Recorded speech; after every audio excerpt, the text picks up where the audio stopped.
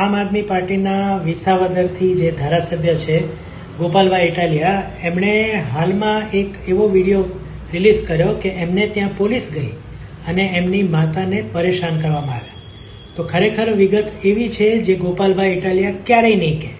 ગોપાલભાઈનો જે એક સમન્સ હતો ને એ પણ જૂનું હતું, જેને લઈને મહેસાણા પોલીસ આજે એમના ઘરે સુરત ગયા હતા. ગોપાલભાઈ એ વિસાવદરમાં હતા. જ્યારે એમની માતાને પૂછવામાં આવ્યું કે ગોપાલભાઈ ક્યાં છે, તો એમની માતાએ કીધું કે એ અહીંયા હાજર નથી. તો જે કોર્ટનો નિયમ છે એ પ્રમાણે એ હાજર નથી એવા ફોટા પોલીસે પાડ્યા અને એ પરત થઈ ગઈ. બીજું કશું પણ પોલીસે કર્યું નથી. તેમ છતાં ગોપાલ ઇટાલિયા અત્યારે એવા આરોપ લગાવી રહ્યા છે જે મનગઢંત છે અને અત્યારે જે ઇલેક્શન્સ આવી રહ્યા છે એનો એ ફાયદો લેવા માંગે છે, લોકોમાં ખોટી ભાવનાઓ ફેલાવીને. બીજી વસ્તુ, જ્યારે પણ ગોપાલ ઇટાલિયા આ રીતની વાત કરે છે ત્યારે તે ખરાબમાં ખરાબ શબ્દોનો ઉપયોગ કરે છે.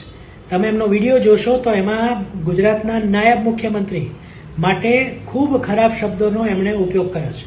આ ઉપરાંત પોલીસ વિશે પણ તેમણે ભાષા વિવેક જાળવ્યો નથી. આથી એ સાબિત થાય છે કે આમ આદમી પાર્ટીના જે નેતાઓ છે એ સત્ય સ્વીકાર કરતા નથી અને જે સત્ય હોય છે એને ટ્વિસ્ટ કરીને આગળ વધારતા હોય છે. તમે પણ આ વિડીયો જોઈને એને આગળ વધારો અને ગોપાલ ઇટાલિયાનું આ જે જૂઠાણું છે એનો પર્દાફાશ કરો.